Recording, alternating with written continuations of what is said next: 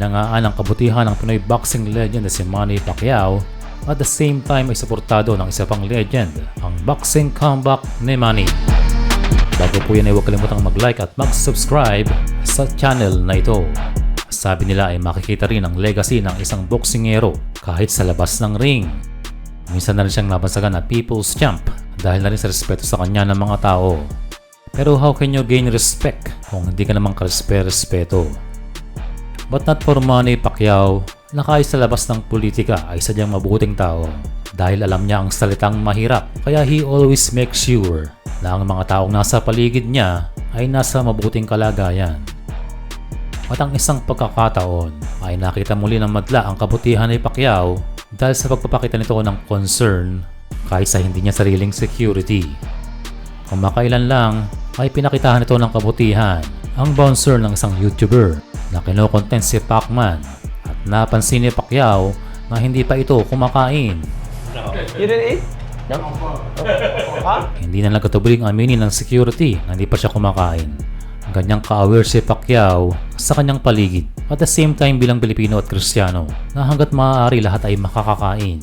Si Pacquiao na mismo ang nagkasikaso at binigyan pa ng sariling upuan ng security. Well, hindi malilimutan niya ng taong ito na mismong boxing legend ang nagkasikaso sa kanya at nagpakita ng respeto sa kabila ng kayamanan nito. So hindi pa sumasalang sa ring itong si Pacman ay napanalo niya na ang puso ng ibang tao.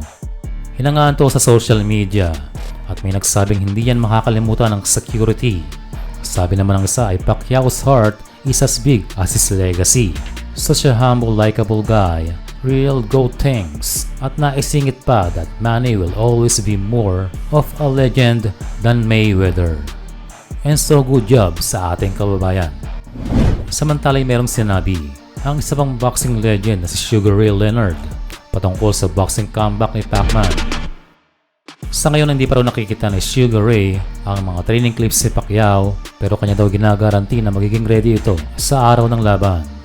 Nakikita niya rin ang kanyang sarili kay Pacman na kung saan ay nagkaroon itong si Leonard ng multiple comebacks bago parimihang nagretiro.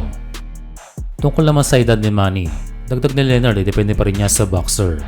Kailangang ready ang puso at isip at importante rin na nandun pa rin ang IQ sa laro.